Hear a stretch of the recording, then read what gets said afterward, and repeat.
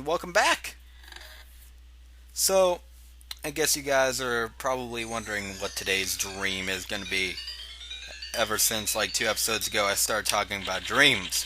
Well, I decided that I'm going to tell you about my night terror dream. Okay. So, I don't exactly remember how this dream started. But, um, the last thing I remember, and there were like two dreams beforehand, and if you're ever wondering why you have dreams and like you're dreaming about one thing and then you're suddenly dreaming about another, it's because of your REM cycle where you go back and forth in between I think 4 and 5 or 3 and 4 when you get into deep REM sleep, and that's why. But anyways, um, first off, the first part. This is like the fourth version of this dream I had. Um, like the fourth dream, so to speak. I think I don't remember the first three or first two, whichever one it is.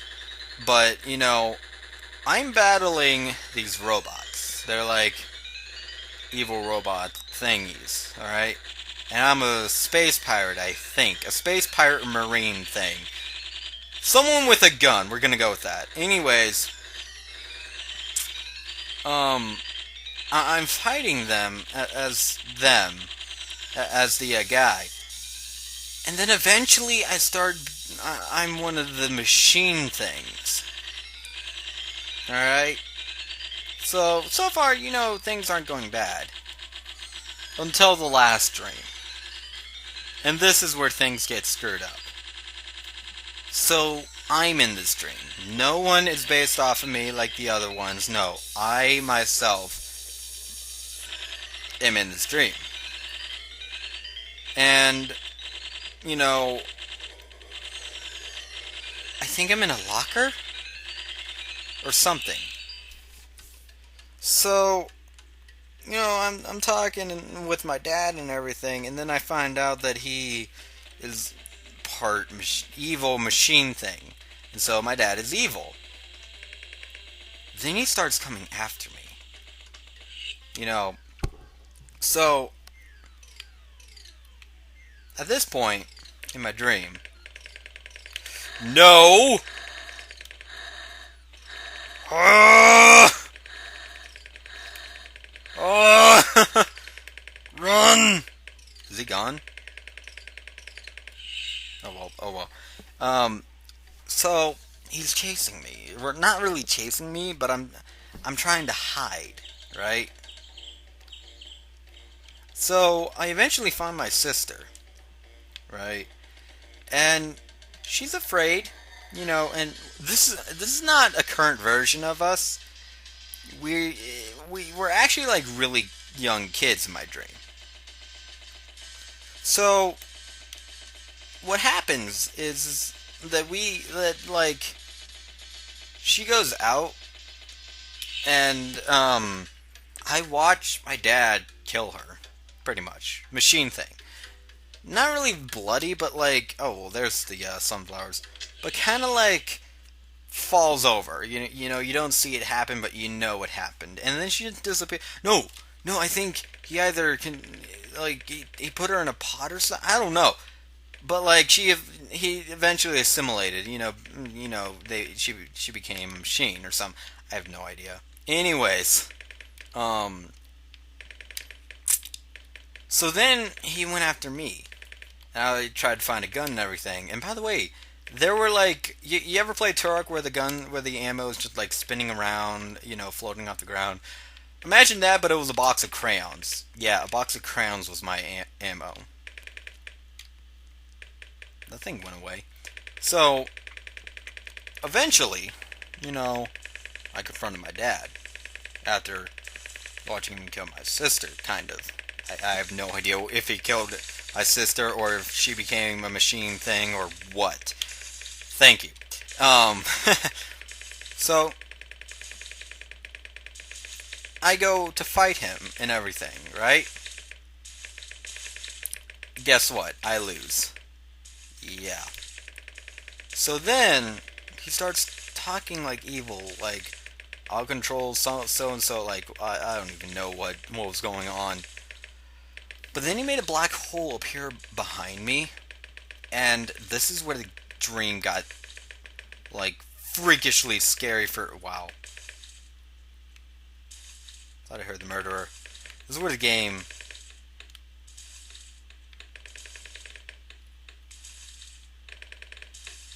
Oh, it's you. This is where the game got really scary for me. So, he makes a black hole after speaking, and then he kicks me in. Alright? And after he kicked me in, the dream ended. No. After he kicked me in, the dream sort of ended. But not really. Best way to describe it is, you remember when I was playing Higurashi, and Rika...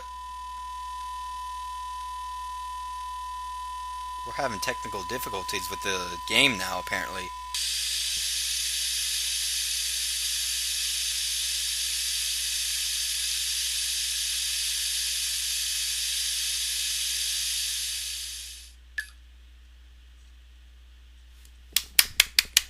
So anyways... while I'm getting kicked in there, everything goes black.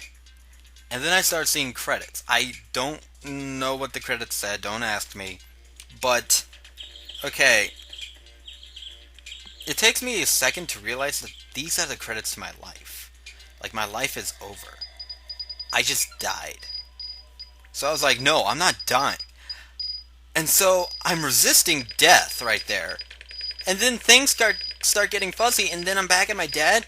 He realizes this, and he's trying to force me in there with his foot while I'm holding the black hole, kind of. It was a circle thing. And it's going in between it's going in between the two, and it's very static-like. Like, there's a bunch of static.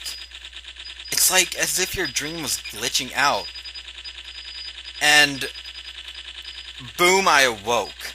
My heart was pounding so bad, and I had a tug on my chest. Like, I felt like I just barely escaped death, even though I know that might not even be the case.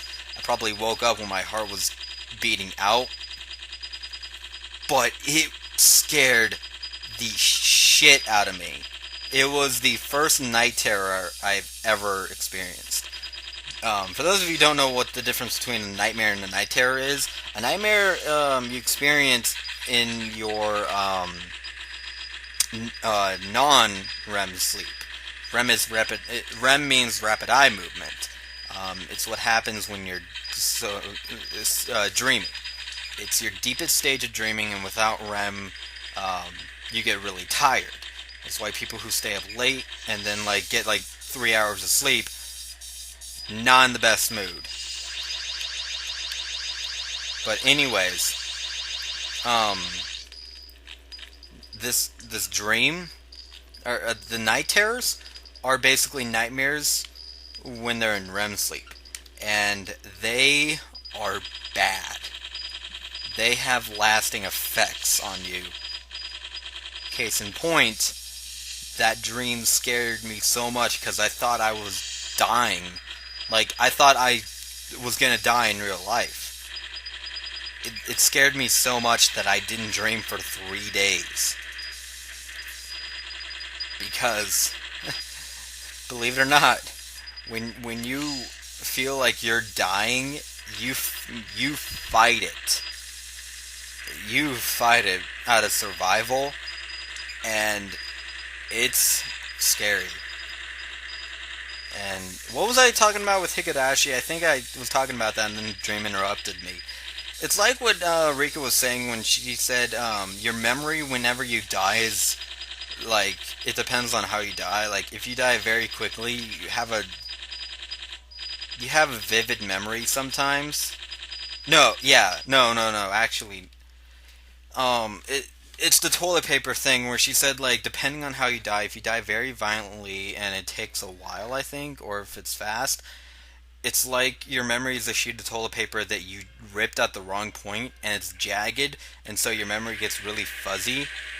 That was the best way to experience.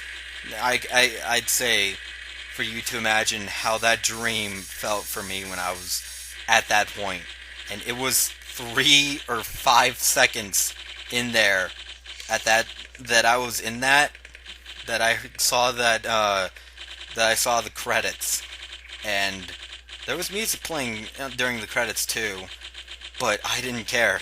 Oh my gosh, that was so terrifying, and you'd never think seeing credits would be terrifying, but it's like going to the future. No, it's kind of like the story of Ebenezer Scrooge. The three spirits of Christmas.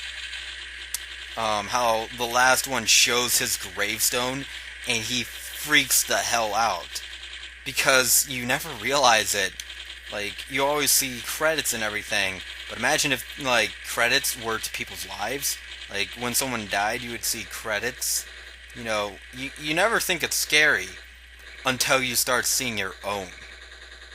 Like, if you were to go out of your body and see yourself getting killed, it is terrifying. Absolutely terrifying.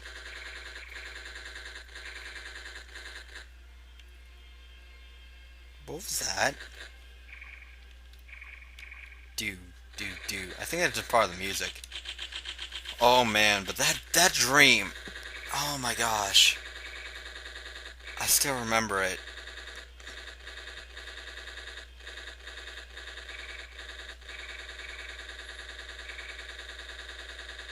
And that makes me want to go on to the comments section.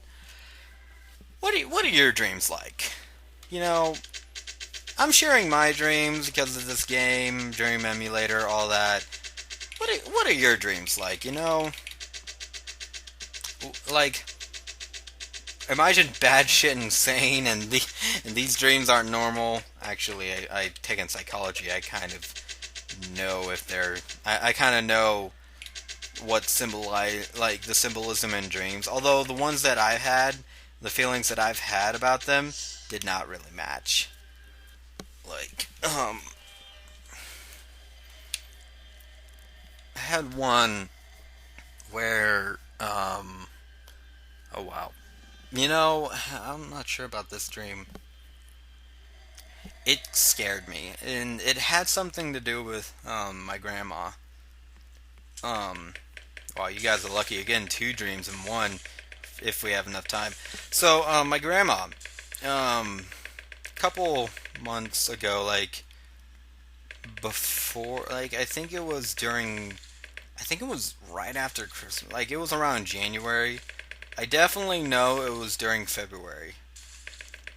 Um, she was in the hospital, and she contracted a sort of, like, she got a pneumonia, kind of, but it was like, it was terrifying. They put her in a coma to try and, treat her and everything. It was bad, okay? So, when things started to get better, I had this dream where, like, me and my sister were gonna play a video game, which, already raised the red flag, because that rarely happens. And so my brothers are like, she's supposed to be babysitting them, but my little brothers are, like, just doing all sorts of things, trying to be them. And you know what? My dream captured them really good. They just test you. Like, if you do that one more time, I swear I'm going to, put you in timeout. And then they smile and they inch towards the thing you said. Like, they inch towards doing the thing you told them not to do. And then when you get up, they start running away. And then they're like, no, I'm sorry. It's like, you should have thought of that before you did that. That's what I always say. Anyways, my dad's chasing them around and everything, and he's yelling at them, like, really yelling, which, um, yeah, I've heard my dad yell before. It was, but, like, it was unusual kind of yell, I think. So, they eventually climb our clock, and he's like, "Don't you dare jump off." And he gets ready to, and then my dad starts getting ready to climb up there to get him, and then the clock falls on my dad, and my dad breaks into pieces. And when I say break, imagine a mannequin, like a mannequin falling over off a shelf, and then the pieces just fall, and it's kind of plastic, so they bounce around everywhere. I think that plane's coming, and stuff like that. Only it was him, like no blood, just broken into pieces. And then I saw his face. I'm never forgetting that face that I saw.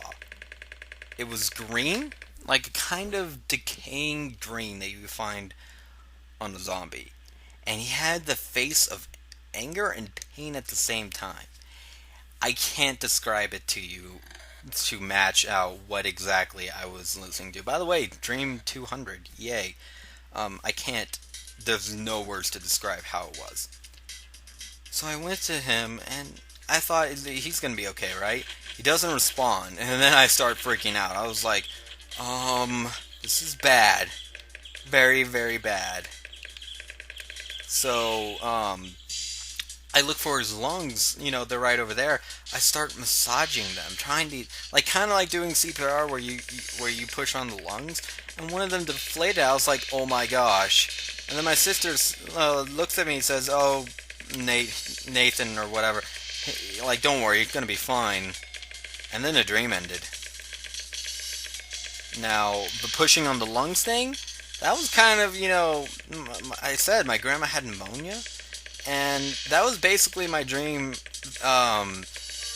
my mind dealing with my dad's mortality, kind of, like, and possibly my own. Like, my grandma could have died, basically, and, my mind was kind of, are you a serious game? My mind was, like, kind of protecting me from that, in a sense. And when the threat was over, it can't. What the hell? Huh. It kind of just, said, okay, well, we don't need to protect him anymore. Let's show him this. Trying to get him to learn a thing or two. And boy, did I. Boy, was it not a fun. Yeah, I will never forget that face. My goodness. Hit my dad's face. And he was just ahead, but that face, man. Oh my gosh. I will never forget that in my dream. I will never forget that. It was terrible. It was. And then my brothers just ran away after that happened. It's like, uh-oh, we're in trouble. Dad's gonna be mad. Dad's dead on the floor, kind of, though, so I don't know why he ran away. But, oh my gosh. So yeah, that's two dreams in one. First night terror, and then they both had to do with my dad, but they were two completely different things. Like the first one, my dad was trying to kill me, and then after that, I was trying to save my own dad. It's like very sporadic there. Anyways, I'll see you guys next time.